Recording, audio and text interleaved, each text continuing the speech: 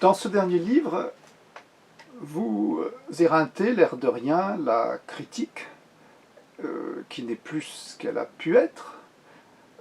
Disons tout de même que Starobinski et Jean-Pierre Richard sont toujours de ce monde, mais l'un est né en 1920, l'autre en 1922. Et à cette critique devenue insignifiante aujourd'hui, vous ajoutez une forme de paresse qui consiste à réaliser un entretien avec l'auteur plutôt qu'à phosphorer sur un compte-rendu critique de son livre. Et les auteurs, ça m'arrive. Les auteurs se plient de bonne grâce à ce do-it-yourself, mais vous n'y voyez en définitive que moult inconvénients. C'est ce que nous sommes en train de faire, Joyce. Je n'emploie pas l'expression moult inconvénients. Non. Oui, que voulez-vous que je dise de plus? C'est une évolution plus ou moins récente. Je dis plus ou moins parce qu'il y a quand même des items de cette conduite déjà au début du XXe siècle, peut-être même à la fin du XIXe.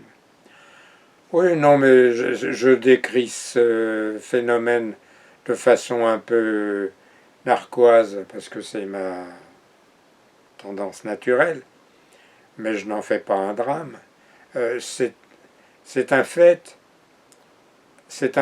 qui est plus médiatique qu'autre chose. Quand je dis qu'il est plus médiatique qu'autre chose, je veux dire que les médias poussent les journalistes probablement à fonctionner comme ça plutôt qu'autrement, parce que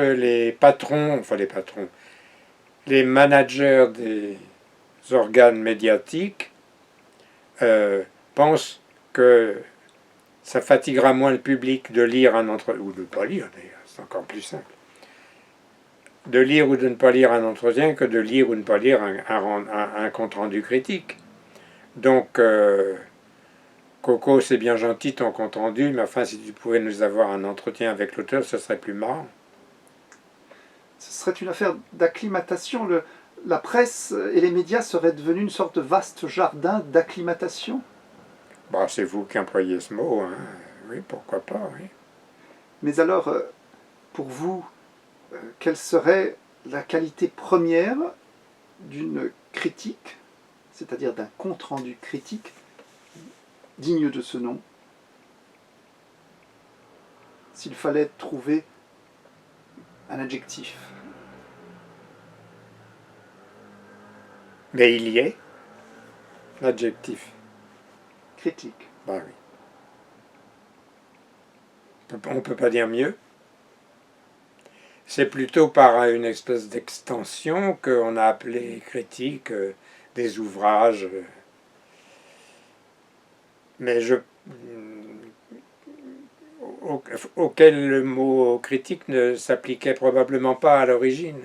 Mais là, il faudrait être un petit peu plus attentif et plus scrupuleux, historiquement parlant, sur ce point.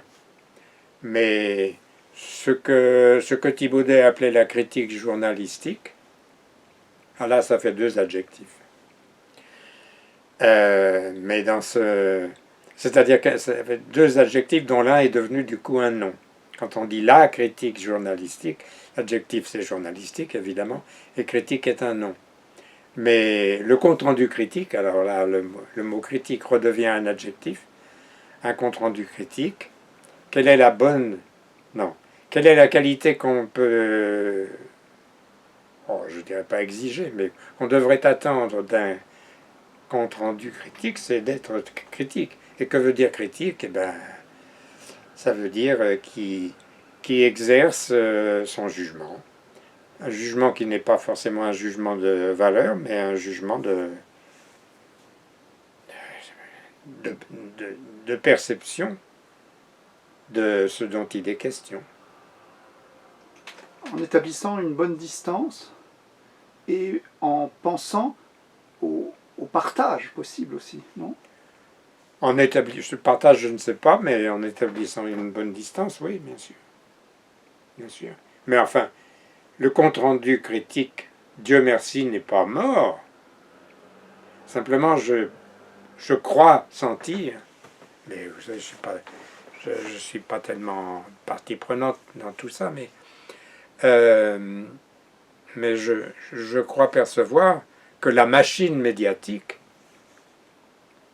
favorise davantage les entretiens que les comptes rendus.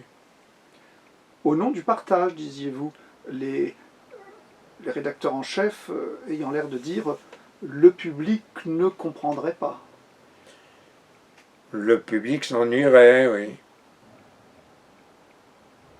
Tandis que dans un entretien, le public a l'impression, s'il y fait attention, de percevoir deux personnes. Ce qui est évidemment plus vivant que de lire 3 colonnes dans un organe de presse. Et s'il fallait terminer en s'adressant au public, au lecteur, votre semblable, votre frère, Gérard Genette, qu'est-ce que vous lui diriez en le regardant non pas dans les yeux, mais dans l'œil cyclopéen de cette petite machine en cette fin d'année 2016 ? Chère lectrice, je vous aime.